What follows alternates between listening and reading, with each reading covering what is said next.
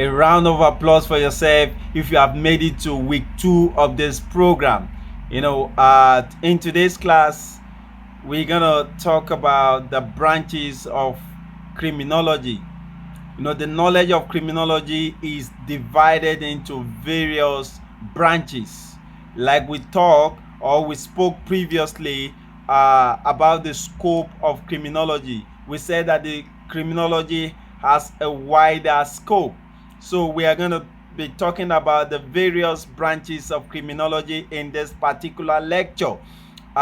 We have about 6 branches, but I'm going to be talking about 3 of the major branches of criminology in this lecture. Number 1, quickly, at the end of this unit, at the end of this program, we should be able to talk about 3 branches of criminology. One, we are talking about the penology. Penology is a science or is a study of penal sanction or punishment. All right, it is a science of punishment. You study the way we study punishment. Unlike in olden way or the old ways of punishment that talk about the retributive system of punishment, eye for an eye, tooth for a tooth.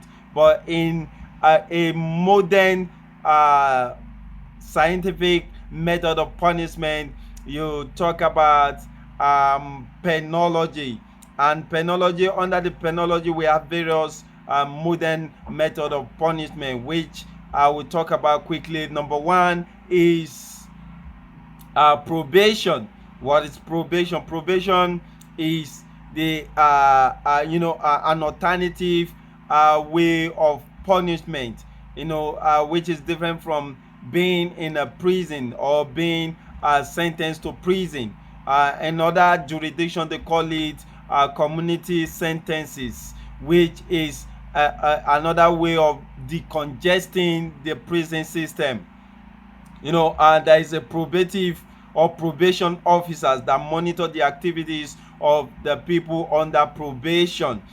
Probation simply means communities sentencing simply means somebody may be asked to sweep public offices or clean public toilets and the rest. Okay, another form of modern punishment under penology is what they call parole. Parole, from a French word, simply means promise. Is simply means the earlier released of a prisoner from the prison, after they made a promise that they are going to be law abiding, or they are going to be abide by certain conditions. Okay, and that is parole. And they are also closely monitored by people under parole system. All right, and let me also mention the third one. I'm going to mention the second major branches of criminology is what I call victimology. What is victimology? Quickly, victimology simply means the science of study the victims and the offenders of crime. All right, oftentimes we are always consider, or we are more concerned about the offender. Let's arrest the offender, put the offender in prison and the rest, and we neglected the victims of the crime. People who study victimology, you can see them in places like IDPs, internally displaced persons, people who help them to recover from the trauma of the incidents of crime. All right, and let's talk about the third one in the next series of this my lecture.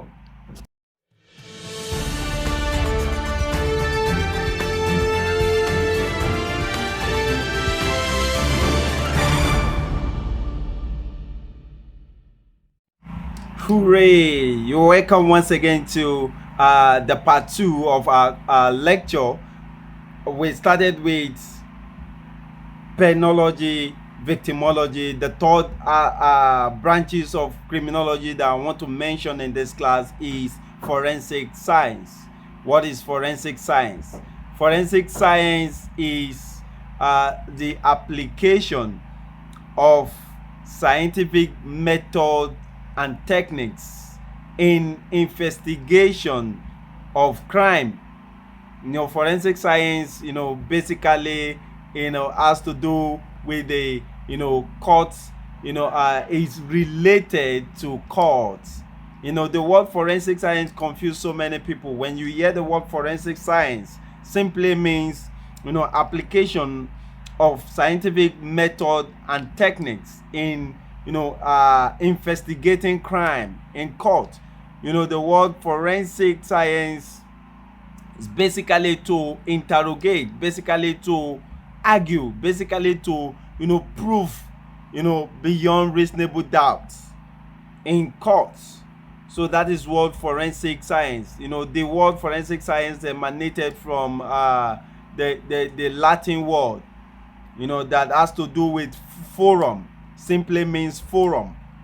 The accused and the person that accused someone has to come together, to prove their point. And the person with most valid points will be the one that will win the case before the fora, or before the forum of the elite.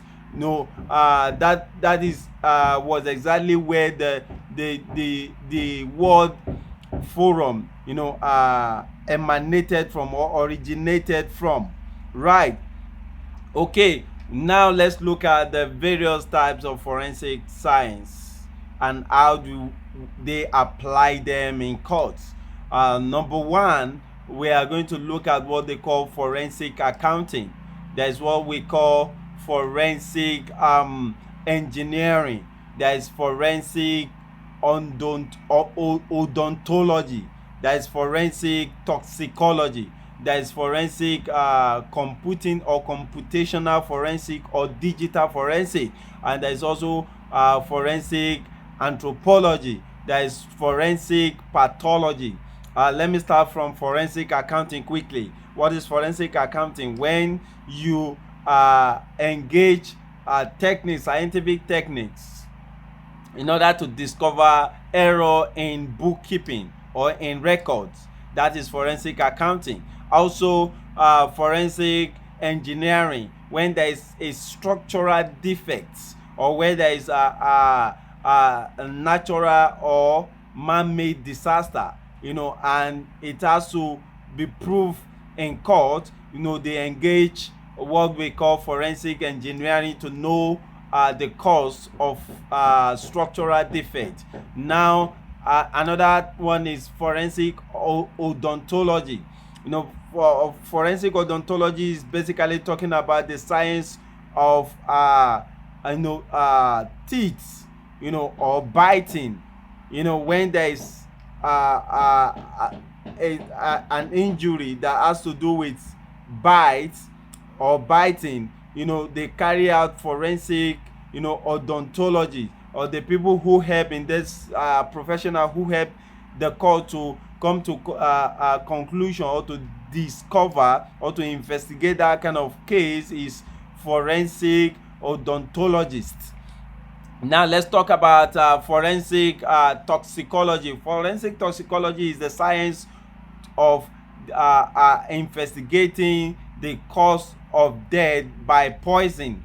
When somebody died by poison, it is the help of forensic toxicologists, to help the court to discover what kind of poison, or the cause of death by poison.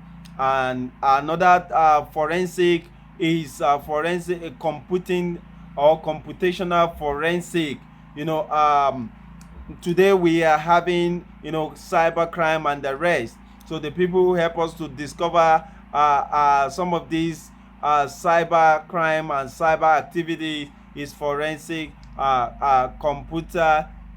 They have to carry out what they call forensic computer. For instance, if somebody deleted a particular document, that document can be retrieved even though the hard drive has been formatted. If you carry out forensic computing, the document that has been saved in a hard drive that has been formatted can still be retrieved.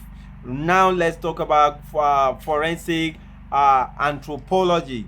That is the science of investigating the ancient people, particularly the remains of the people, to discover a particular case. And also, forensic pathology is the application of medicine and pathology, to discover the cause of death of a particular case.